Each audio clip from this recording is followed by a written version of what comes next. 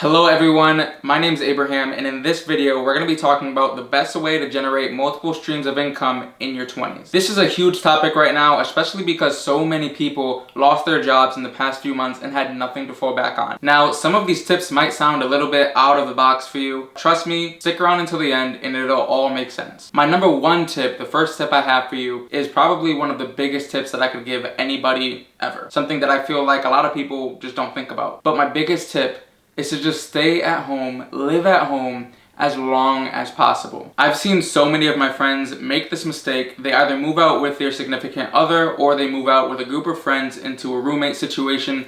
Either way, the point is that they did it too soon. As young people, we're already dealing with a much smaller income than the vast majority of America. So when we move out, we have to divide that income into different percentages for rent, light, electricity, and other utilities, making our actual take-home feel a lot smaller than it really is. Now these people that I know that I mentioned that moved out are penny pinching and just trying to barely get by when they could have been saving hundreds and thousands of dollars per year by just staying at home another year or two and living with your family for free. There's a big push for independence when you're in your early 20s. Trust me, I know, I'm 21. I've contemplated moving out many times.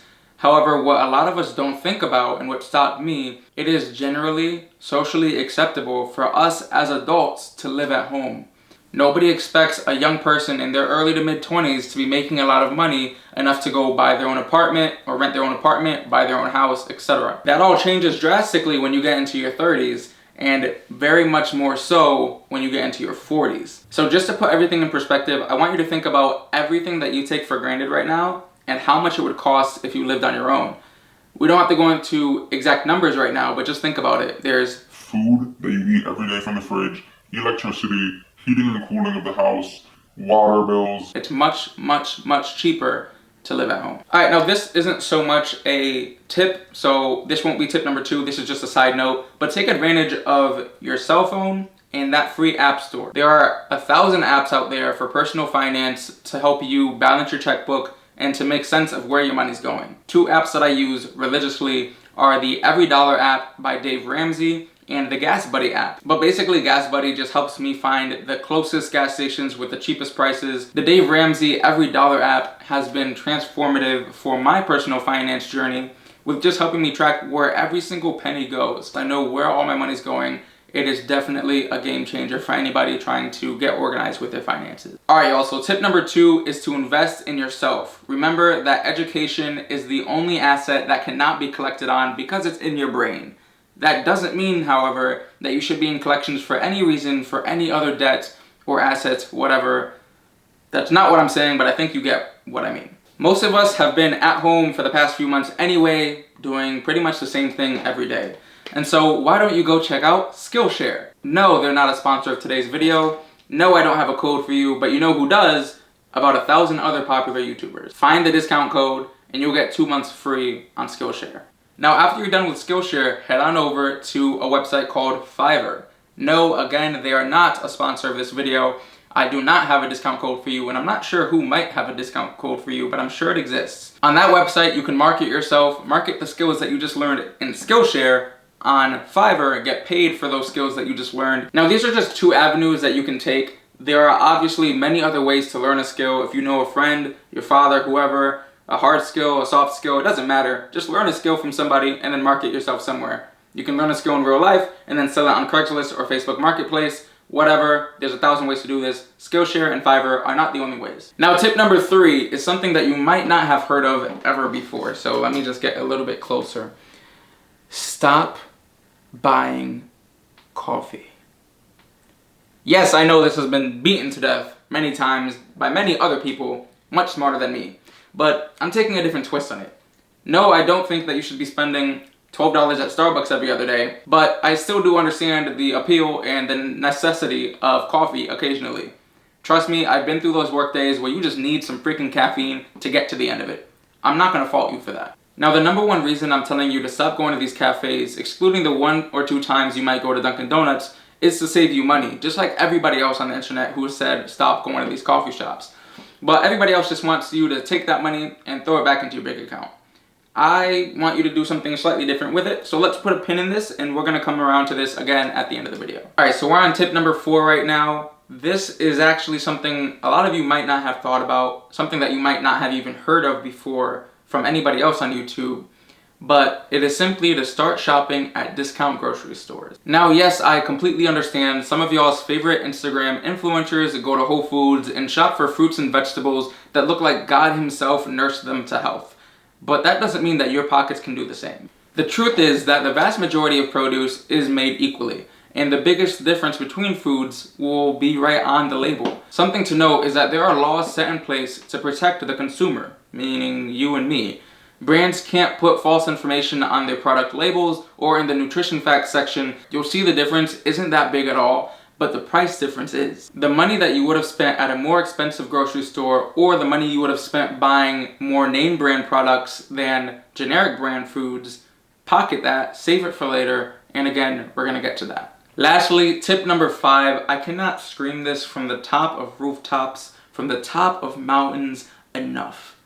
Pay yourself first. I guarantee you your parent or some elderly person in your life has told you this, but just do it. Just pay yourself first. The moment you get your check, pay yourself first. For example, the day before payday, right? What does your bank account look like? For example, there might be $100 left in it. Now you might look at that $100 and say, hey, I have enough money to go out with my friends, go grab some drinks, go grab some food. But before you know it, it's gonna turn into a $50 night. What would have happened if as soon as you got your paycheck, you just took that $50 out and set it aside? And so now at the end of the pay period, right before the next payday, you're looking at your bank account, and rather than seeing $100, you see $50. You're less likely to go out with your friends and spend ridiculous amounts of money. Doesn't mean you don't have to go out with your friends, you can still have fun, but you just might not want to be spending $50 if you only have $50 in your bank account. Now again, that $50 that you took out of your check, for example, in this example, just put it aside, put it back in your bank account, or put it in your pocket, put it in your piggy bank, in your sock drawer, and just leave it there.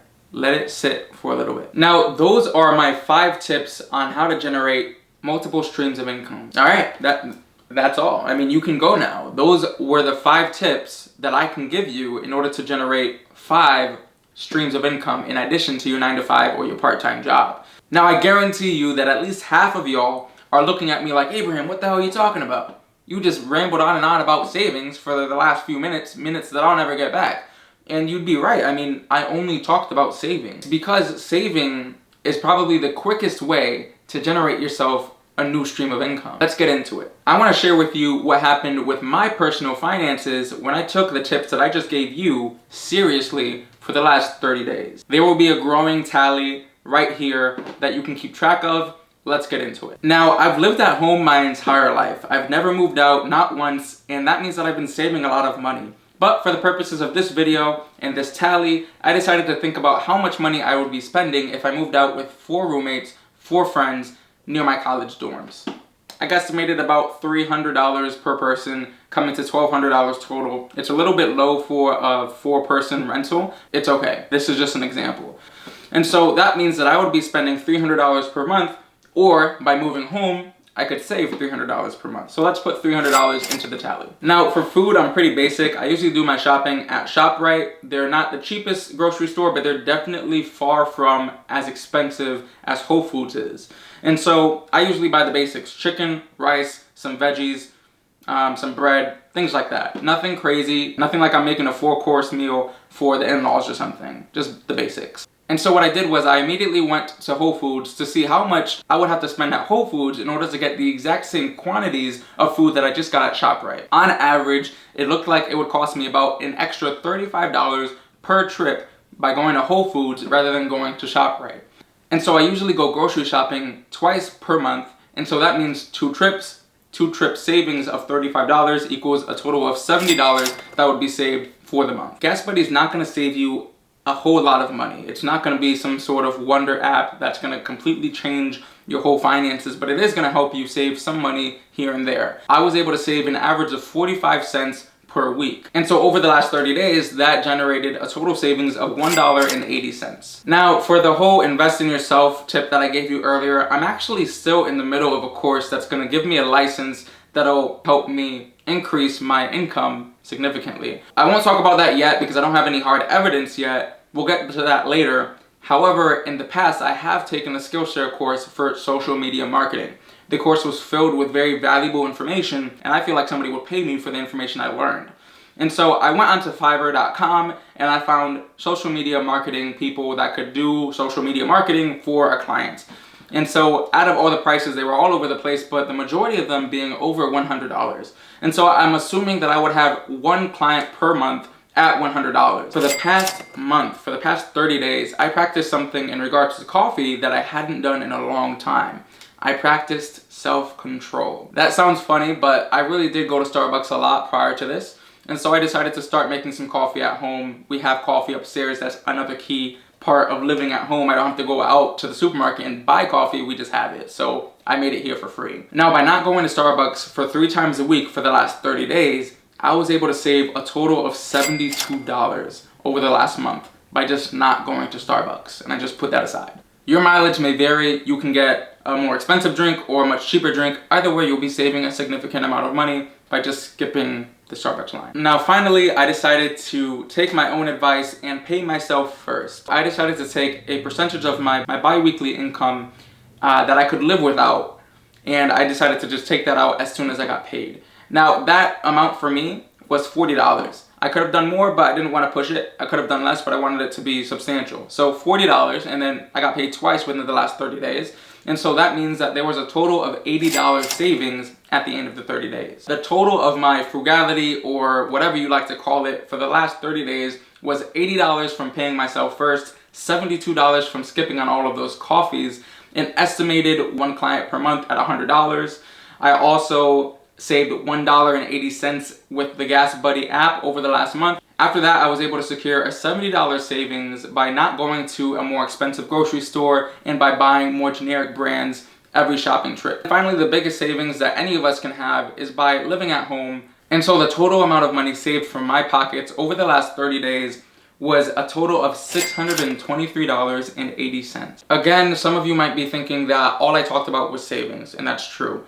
But I do consider each tip that I gave you a different stream of income, because in a world where everybody's trying to get you into drop shipping, Amazon affiliates, real estate investments, real estate investment properties, all of that is fine and dandy and it'll work for some people, but it's not going to work for everybody. If you're a college student, you oftentimes don't have too much time to go venture off and do anything else. So I'm trying to generate new streams of income for you that you kind of already have. There's nothing wrong with the other things that I just mentioned, but this is going to be the fastest way to save your money and to make more money.